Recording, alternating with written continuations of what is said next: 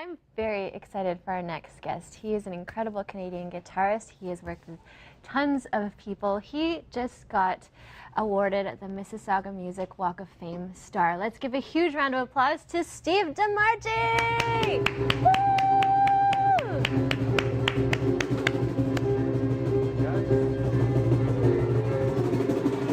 Welcome! Hey, how are you? Nice to see you, Nice Steve. to see you too. Congratulations. Thank you. And thanks to the band. That was awesome. Yeah, Thanks, of course. guys. Love it. Yeah, congratulations on receiving the Mississauga Music Walk of Fame star. That's Thanks so awesome. much. Thanks so much. I was at the ceremony watching you and other talented artists receive the plaque, and then you guys, you open up the red carpet. And how was that experience for you? I mean, it's pretty crazy. You never expect that when you first start off. You know, Yeah. you're a little kid, you just want to play guitar. You Right. know? And it's just nothing you would ever dream of. You know, I get this call from the city saying, you know, you've been inducted into the Walk of Fame. I'm like, okay, it's got to be a crank call. You know? But no, it's amazing. It's, I mean, I've had a lot of ups in this career, a lot of downs, and so for this to happen to me at this point, it's really cool. I mean, Right. I'm totally honored. It's Yeah, great. that's awesome. And I've heard a little bit of your story when you started out your career. Well, no, I've actually been playing, I guess you could say professionally, since I was like 13 years old, because I was playing a lot of older guys, and we were playing in places where they used to sneak me in because I shouldn't have really been in there. Oh, yeah, okay. But no, I've been playing ever since I was a kid, and then after we got signed with Sheriff, Right. we had a couple of hits and everything was going great, but then the music business kind of changed a bit, and like punk rock came out, and new wave came out, and basically we were history. So we had to do something. I got a day job as a courier. Okay. And during the 4 years, myself and Freddie Kirchie, the singer that was from Sheriff. Right. So for about 4 years, that's what we did. But at nighttime, we were recording, which ended up being the Alias album. But we didn't know. We were just recording a bunch of tracks. Wow. So, and then while we were couriers, after, I guess, 4 years of doing that, we had a call from Dean Cameron, the president of Capitol Records, who had signed us, before with Sheriff, saying, you guys are going to have a #1 hit. And we're like, what are you talking about, I'm getting chills It was crazy. So we went up to, he invited us up to EMI, and we walk into the lobby, and there's like, everybody's there. Congratulations, balloons, all this craziness going on. So what are you guys talking about? And some DJ in Las Vegas, Jay Taylor is his name, and he started playing the song because he always believed in the song. Right. Somehow it started to shoot up the chart in America, and they went all the way to #1 on the top 100, which is kind of like the Bible chart. Right.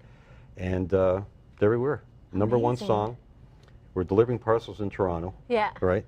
And there's no band, no video, no management, not even signed a label anymore. It was the craziest thing. So from there, we played them our new stuff that we've been working on for the last 4 years, and they re-signed us. We had a little issue trying to get the Sheriff name, but we just left it alone. They just called it Alias, because we had the guys in Heart on our band too. We hired the guys in Heart. So we looked at it, Alias Heart, Alias Sheriff. So if you look at the star on the album, the star is there to say we were Sheriff. But we had to come up with a name, so it's Alias Heart, Alias Sheriff, just Alias, That's so cool. Yeah. That whole story just gave me chills. That's amazing. It was a crazy thing because it's never happened before, because that's a song to go to #1, 8 years after it was originally recorded. I mean, they didn't remix it, they didn't do anything. It was just the original mix. So it was weird for us because, you're sitting delivering parcels going, that's us on the radio. What's wrong with this picture? Shouldn't we be on tour or something, Wow. And then when you'd walk in somewhere to deliver something, you'd say, hey, this is us on the radio. And they'd be like, really? Get out of here, right? So it was a little frustrating, but, all in all, it's great.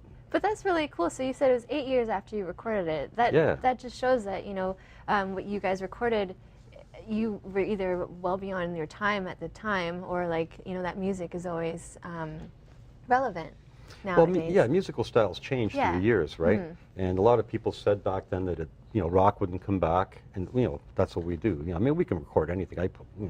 Musicians, we play anything, right, guys? That's what we do, right? But it just kind of came back back in a fashion, and we had to we were at the right place at the right time. And then when Alias came out, we had a #2 song in America too with that. Another power ballad, which is but we had another probably 3 or 4 songs that went top 20 in America, and now it's it's been around the world. Another funny story about that song, More Than Words Can Say, because that did really well for us in 1990. Right. So because of Facebook, I got this call from a radio station in Indonesia.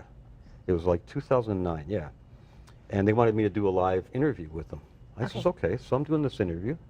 And sorry, Steve, take a break, yeah, we're going to take a break, but I want to hear more of Steve DeMarchi.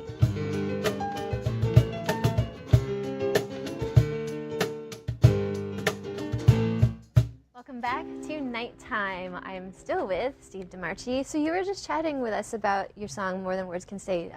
Continue that story for us, please. Yeah, so on Facebook I get this call or a message from a radio station in Indonesia. Okay. And I do the live interview, and they're saying, congratulations on your #1 song. And I'm like, what are you talking about? Here this goes again. What song are you talking about? So they said, More Than Words Can Say. And I said, that's not a new song. That came out 9 years ago. So somehow our songs... there's this fermenting period, I guess, where they come back and they do really well around the world and stuff. That's so amazing. it's kind of interesting, yeah. That's incredible. Yeah. And you've had a large amount of success, so congratulations again. Yeah, thank you. Where can we see you next perform? Well, I'm not really performing right now. I mean, the last thing I did was I was on the road with the Cranberries for 10 years, and I worked with Dolores O'Riordan on her solo record, It's kind of cool. That's really cool. So right now I'm just kind of on a break. I don't know. We'll see what comes up. Who knows? No more courier work for me, though. Okay, yeah. So I'm happy about that. Awesome. Well, we hope to see you play live hey, again. Thanks for having me on. Yeah, That's really cool. Thank you so much Thanks for so being much. here with us, Steve. Yeah.